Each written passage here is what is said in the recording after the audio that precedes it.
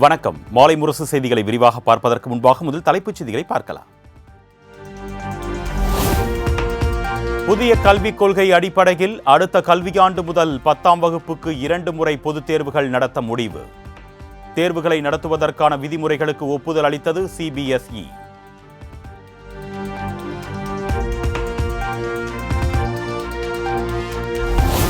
ஆண்டுக்கு 2 முறை பொதுத் தேர்வு தொடர்பாக மார்ச் 9ஆம் தேதி வரை கருத்துக்கள் பெறப்பட்டு இறுதி செய்யப்படும்.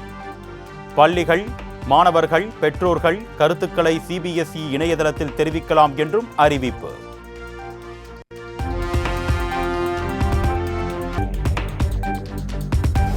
ஆண்டுக்கு 2 முறை பொதுத் தேர்வு திட்டத்திற்கு கல்வியாளர்கள், சமூக ஆர்வலர்கள் எதிர்ப்பு. ஆண்டுக்கு 2 முறை பொதுத் தேர்வு மாணவர்களுக்கு சுமையை ஏற்படுத்தும் என்றும் பெற்றோர்கள் கருத்து.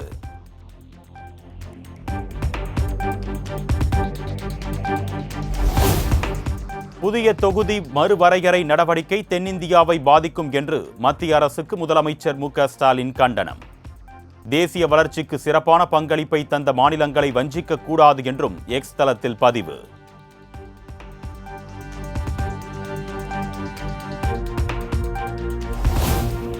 மத்திய அரசின் நடவடிக்கையால் 39ஆக உள்ள தமிழக எம்பிக்களின் எண்ணிக்கை 31ஆக குறையும் அபாயம். அதிக எம்பிக்கள் இருந்தால் மட்டுமே மும்மொழிக் கொள்கை உள்ளிட்ட மத்திய அரசின் திட்டங்களுக்கு எதிராக குரல் கொடுக்க முடியும் என்றும் முதலமைச்சர் திட்டவட்டம்.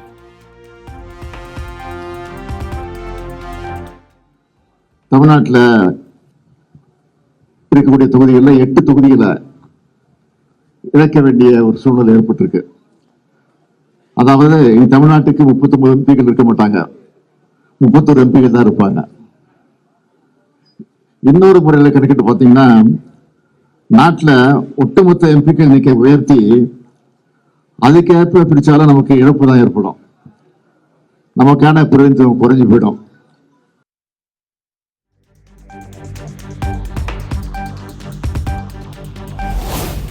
தமிழகத்தில் மக்களவை தொகுதிகள் குறையும் என்று சொன்னது யார் என்று பாஜக மாநில தலைவர் அண்ணாமலை கேள்வி. கற்பனையின் மூலம் குழப்பத்தை ஏற்படுத்த முயற்சிக்கிறார் முதலமைச்சர் என்றும் குற்றச்சாட்டு. தமிழ்நாட்டுக்கு 22 வரணும், 10 தான் வருது அப்படி. முதலமைச்சர் அவர்கள் யாரு சொன்னாங்கன்னு சொன்னா அனைத்து கட்சி கூட்டத்தில் பாரதிய ஜனதா கட்சி பங்கேற்கும். அனைத்து கட்சி கூட்டத்துக்கு நீங்க போகணும்னா முதலமைச்சர் சொல்லணும் இவங்க சொன்னாங்க, பார்லிமெண்ட்ல சொன்னாங்க, பிரதமர் சொன்னாங்க, அல்லது ஒரு சீக்ரெட் டாக்குமெண்ட் என் கை கிடைச்சதுன்னு. எதுவுமே இல்லாம அனைத்து கட்சி கூட்டத்தில் போய் டீ காஃபி பஜ்ஜி சாப்பிட்டு வர போனோமானா.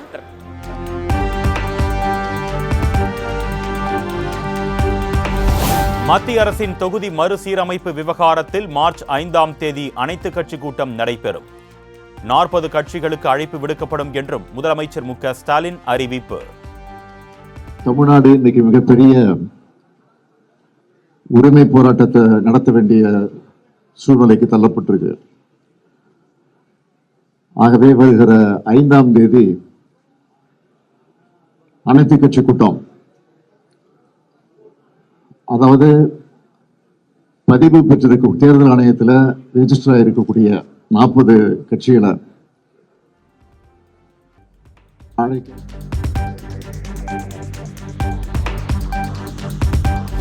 தமிழக அரசின் அனைத்து கட்சி கூட்டத்தில் கலந்து கொள்வது குறித்து எடப்பாடி பழனிசாமி முடிவு செய்வார். தொகுதி மறுசீரமைப்பு என்ற மத்திய அரசின் நடவடிக்கையை ஒருபோதும் ஏற்றுக்கொள்ள முடியாது என்றும் முன்னாள் அமைச்சர் ஜெயக்குமார் பேட்டி.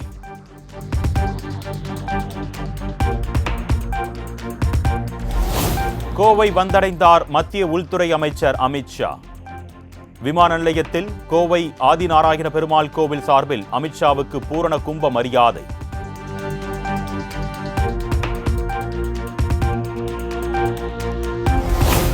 உள்துறை அமைச்சர் அமித்ஷாவை கண்டித்து கோவையில் கோ பேக் அமித்ஷா என்ற வாசகத்துடன் கருப்பு கொடி ஆர்ப்பாட்டம். அனுமதியின்றி போராட்டத்தில் ஈடுபட்டதால் கைது செய்த காவல்துறை.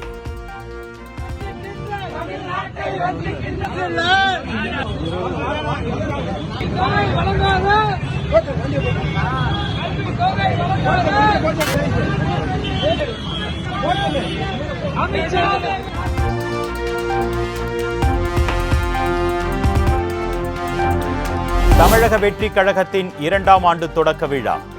மாமல்லபுரத்தில் இன்று நடைபெறும் விழாவில் கட்சித் தலைவர் விஜய் பங்கேற்பு.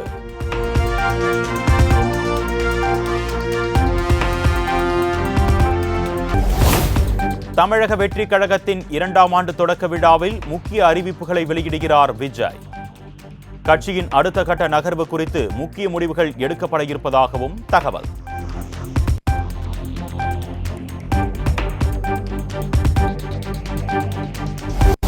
சென்னை நீலாங்கரை இல்லத்தில் தமிழக வெற்றிக் கழக தலைவர் விஜயுடன் பிரசாந்த் கிஷோர் ஆலோசனை. 2ஆம் ஆண்டு தொடக்க விழாவில் பங்கேற்க உள்ள நிலையில் முக்கிய விஷயங்கள் குறித்து விவாதம் என தகவல்.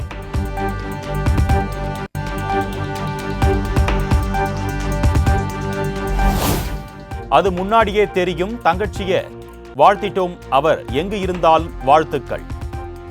நாதகாவில் இருந்து விலகிய காளியம்மாள் இன்று தாவேகாவில் இணைய போவதாக வெளியான தகவல் குறித்த கேள்விக்கு சீமான் பதில். காளியம்மாள் நாளைக்கு தாவேகால சேர போறதா ஒரு தகவல் வெளியே இருக்கு.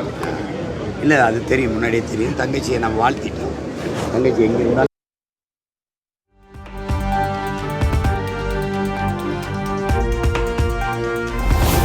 கோடநாடு கொலை கொள்ளை வழக்கில் எஸ்டேட் மேலாளர் நடராஜனுக்கு மீண்டும் சம்மன். நாளை சிபிசிஐடி முன்பு விசாரணைக்கு ஆஜராக வேண்டும் என உத்தரவு.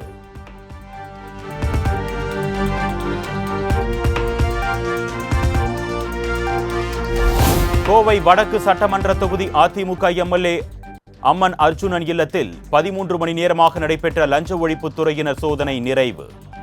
வருமானத்திற்கு அதிகமாக சொத்து சேர்த்ததாக பதியப்பட்ட வழக்கின் அடிப்படையில் நடவடிக்கை.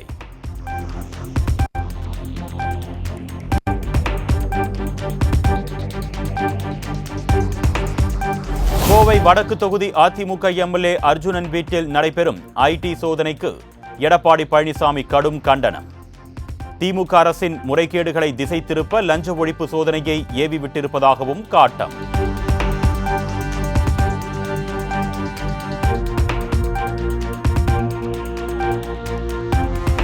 தமிழகம் முழுவதும் திமுக மாணவர் அணி சார்பில் கண்டன ஆர்ப்பாட்டம். மத்திய அரசின் ஹிந்தி திணிப்பை எதிர்த்து முழக்கம். மொழி உரிமை போராளிகள், மொழி உரிமை போராளிகள், வாழ்க வாழ்க வாழ்கவே, வாழ்க வாழ்க வாழ்கவே, வாழ்க வாழ்க வாழ்கவே, வாழ்க வாழ்க வாழ்கவே, தந்தை பெரியார் வாழ்கவே, தந்தை பெரியார் வாழ்கவே, வாழ்க வாழ்க வாழ்கவே, வாழ்க வாழ்கவே, மொழி உரிமை போராளிகள்.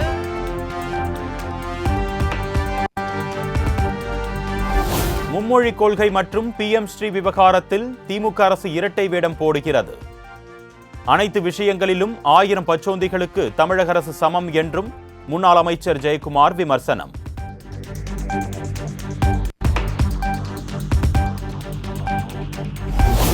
பணம் படைத்தவர்களுக்கு ஒரு நீதி, ஏழை எளிய மக்களுக்கு ஒரு நீதி என்ற திமுகவின் சாயம் வெளுத்துவிட்டதாக அண்ணாமலை விமர்சனம். மும்மொழி கொள்கை விவகாரத்தில் தமிழக அரசின் போலி நாடகங்களை மக்கள் இனியும் நம்ப மாட்டார்கள் என்றும் காட்டம்.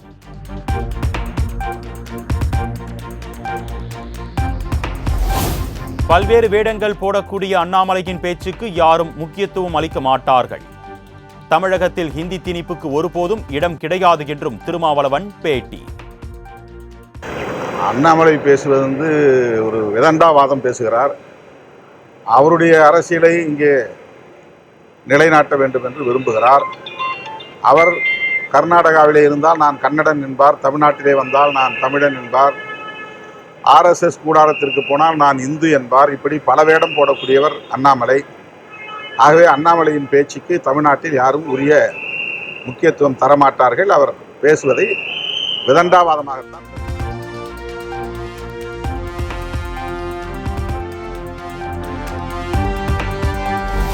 ரூபாய் நோட்டுகளில் உள்ள ஹிந்தியை முடிந்தால் அழித்து பாருங்கள். திமுகவினருக்கு சவால் விட்ட ராஜா.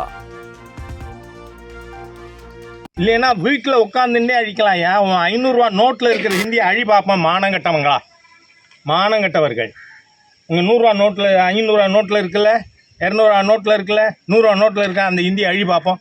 என்ன வெக்கங்கட்ட செயல். இதை பார்த்து கொண்டு திமுக தலைமை எப்படி இருக்குன்னு கேட்குறேன்னா, நீங்கள் நடத்துவீங்க ஹிந்தி சம்ஸ்கிருதம் ஸ்கூலு.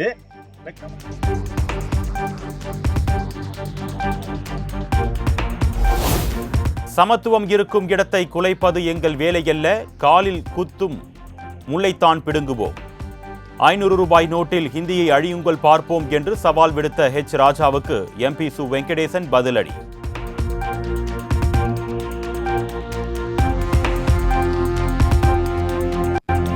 மும்மொழி என்ற பெயரில் தமிழக அரசு பள்ளிகளில் மறைமுகமாக வட இந்தியர்களை பணியமர்த்த பார்க்கிறது மத்திய அரசு. பாஜகவை தவிர அனைத்து கட்சிகளும் தமிழகத்தில் இருமொழி கொள்கை ஆதரிப்பதாக எம்பி கார்த்திக் சிதம்பரம் பேட்டி. தமிழ்நாடு வரிப்பணத்தில் நடக்கிற நம்முடைய நிர்வாகத்தில் இருக்கிற ஸ்கூல்ல மத்திய அரசாங்கம் மறைமுகமாக அவர்கள் ஆசிரியரை நியமிக்கிறேன் என்று கூறி இங்க இந்தியை கட்டாய பாடமாக்குவார்.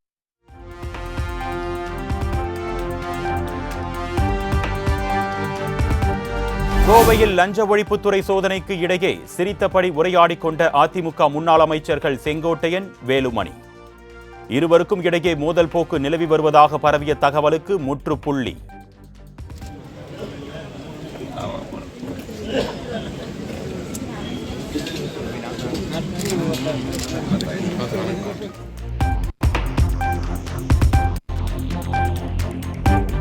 வறட்சி காலம் என்பதால் தெர்மோகோல் திட்டம் உள்ளது என்று ஆட்சியரும் அதிகாரிகளும் தன்னை அழைத்து சென்றதாக அதிமுக முன்னாள் அமைச்சர் செல்லூர் ராஜு விளக்கம்.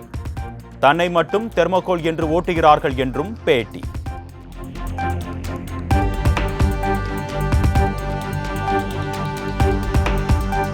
ஒடுக்கப்பட்ட மக்களில் இருந்து IAS, IPS வருவதற்கு பெரியார்தான் காரணம். திருவண்ணாமலையில் நடைபெற்ற நிகழ்ச்சியில் தான் வரைந்த பெரியார் படத்தை திரையிட்டு நடிகர் சிவகுமார் பேச்சு. நசிக்கப்பட்ட மக்கள் இன்னைக்கு IAS, IPS வருவதற்கு காரணமான ஒரே போராட்டம். ஒடுக்கப்பட்ட நசிக்கப்பட்ட பட்டியல் என்னென்ன ஜாதி கீழ் சாதி சொல்றீங்க, அத்தனை சாதிக்காரன் இன்னைக்கு IAS, IPS வருவதற்கு போராடின ஒரே ஒரு மனிதன்.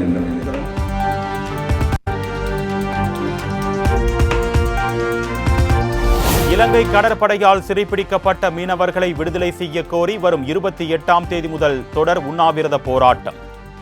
தங்கச்சி மடத்தில் நடைபெற்ற கூட்டத்தில் ராமேஸ்வரம் மீனவர்கள் முடிவு. வருகிற 28ஆம் தேதி வெள்ளிக்கிழமையிலிருந்து நாங்கள் பாம்பன், மண்டகம் எல்லா பகுதி விசைப்படகு, நாட்டுப்படகு மீனவர்கள்லாம் வேலை நிறுத்தம் செய்து எங்களுக்கு ஆதரவு வச்சு 28ஆம் தேதி உண்ணாவிரதம், தொடர் உண்ணாவிரதம், சாகுவரை உண்ணாவிரதம் இருக்கிறதா முடிவு செஞ்சிருக்கோம். உடனே மத்திய அரசு எங்களை பாராமுகமா பார்க்காம எங்களை திரும்பி பார்த்து எங்க படகுகளை, மீனவர்களை விடுவிச்சு தரணும். அப்படி இல்லை என்றால் அந்த 3 நாள் கழிச்சு அடுத்த கட்ட போராட்டம் அறிவிக்கப்படும். வரும் 28ஆம் தேதி இரவு 10 மணி முதல் மார்ச் 2ஆம் தேதி இரவு 10 மணி வரை சென்னை மாநகராட்சியின் இணைய வழி சேவைகள் நிறுத்தம். பராமரிப்பு பணி காரணமாக மாநகராட்சி அறிவிப்பு.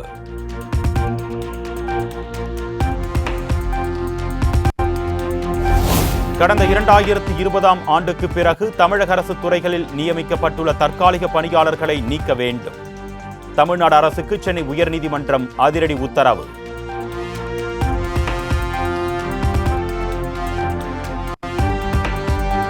அண்ணா பல்கலைக்கழக பாலியல் வன்கொடுமை வழக்கில் கைது செய்யப்பட்ட ஞானசேகரின் தாயார் சென்னை உயர்நீதிமன்றத்தில் மனு.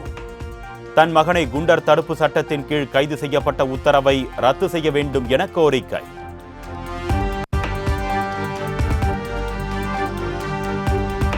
சென்னை பல்கலைக்கழக துறை தலைவர்களை சுழற்சி முறையில் நியமிக்க கொண்டு வந்த திருத்தத்தை ரத்து செய்ய முடியாது. பேராசிரியர்களுக்கு விதிக்கப்பட்ட நிபந்தனையே துறை தலைவர்களுக்கும் என உயர்நீதிமன்றம் திட்டவட்டம்.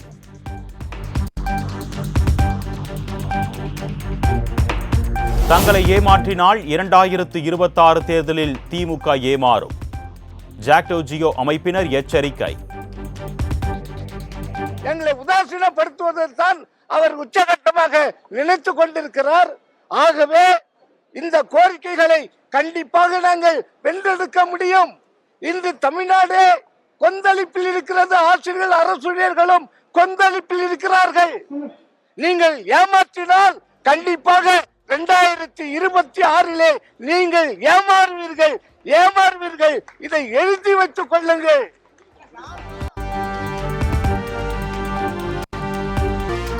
மகா சிவராத்திரியை முன்னிட்டு லேசர் ஒளியில் ஜொலித்த ஆதியோகி சிவன் சிலை.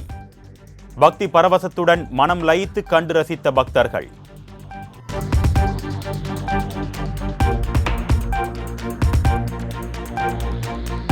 தூத்துக்குடி, நெல்லை, கன்னியாகுமரி, தஞ்சாவூர், திருவாரூர் மாவட்டங்களில் நாளை கனமழைக்கு வாய்ப்பு. நாகை, மயிலாடுதுறை, புதுக்கோட்டை, ராமநாதபுரம் மாவட்டங்களிலும் கனமழை பெய்யக்கூடும் என்றும் வானிலை ஆய்வு மையம் தகவல்.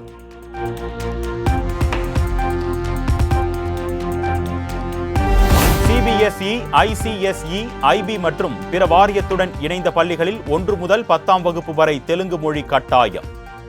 தெலுங்கானா மாநில அரசு அதிரடி உத்தரவு.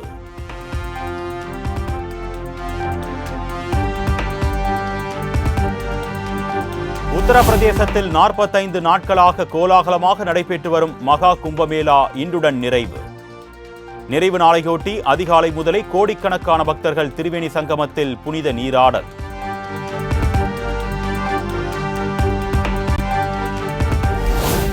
கும்பமேளாவில் கணவர் கலந்து கொள்ள இயலாததால் போனில் வீடியோ கால் செய்து புனித நீராடிய மனைவி. இணையத்தில் வைரலாகும் வீடியோ.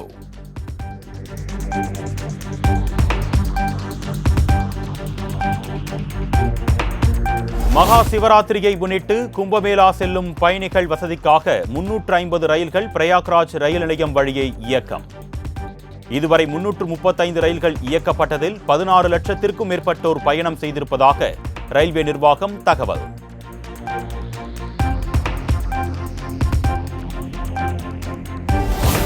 மகா கும்பமேளாவுக்கு பக்தர்கள் வருவதை நிறுத்திக் கொள்ளுங்கள் என பிரயாக்ராஜ் மக்கள் வேண்டுகோள். அதிக அளவில் மக்கள், வாகனங்கள் வருவதால் ஏற்படும் போக்குவரத்து நெரிசலால் இயல்பு வாழ்க்கை பாதிக்கப்படுவதாக வேதனை.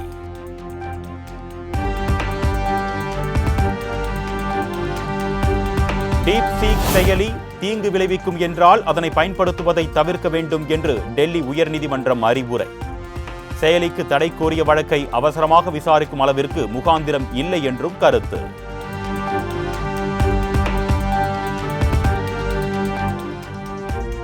சீக்கியர்களுக்கு எதிரான கலவரத்தில் தந்தை மகனை கொன்ற வழக்கில் காங்கிரஸ் முன்னாள் எம்பி சஜ்ஜன் குமாருக்கு ஆயுள் தண்டனை. கடந்த 1984ஆம் ஆண்டு நடைபெற்ற கலவரம் தொடர்பான வழக்கில் டெல்லி சிறப்பு நீதிமன்றம் தீர்ப்பு.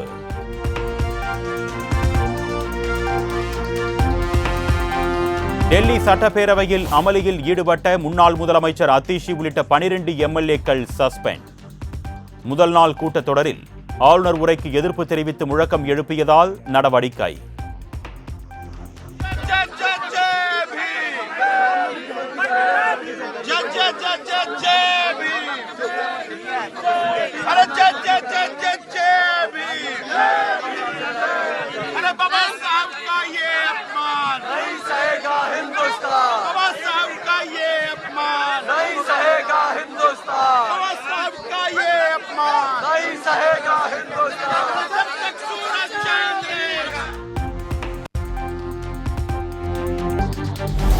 மகா சிவராத்திரியை முன்னிட்டு பூரி கடற்கரையில் சிவன் உருவத்தை தத்ரூபமாக வரைந்த மணல் சிற்ப கலைஞர்.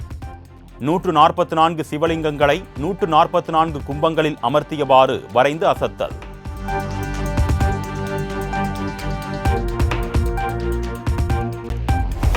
மழை காரணமாக தென்னாப்பிரிக்கா, ஆஸ்திரேலியா இடையேயான சாம்பியன்ஸ் டிராபி தொடரின் லீக் போட்டி ரத்து. போட்டி கைவிடப்பட்டதால் இரு அணிகளுக்கும் தலா 1 புள்ளிகள் அளிக்கப்படும் என்றும் தகவல்.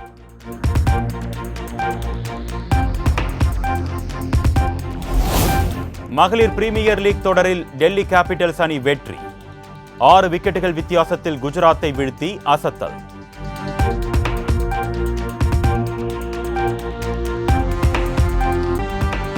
இந்தியன் சூப்பர் லீக் கால்பந்து தொடரில் பெங்களூரு எஃப்சி அணி வெற்றி. 1-0 என்ற கோல் கணக்கில் சென்னை அணியை வீழ்த்தி அபாரம்.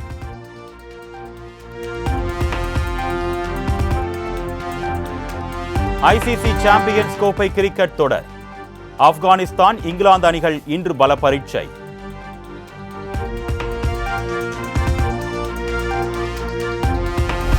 ஆதிக் ரவிச்சந்திரன் இயக்கத்தில் அஜித்குமார் நடிக்கும் குட் பேட் அக்லி படத்தின் டீசர் பிப்ரவரி 28 வெளியாகிறது. தயாரிப்பு நிறுவனம் அதிகாரப்பூர்வ அறிவிப்பு.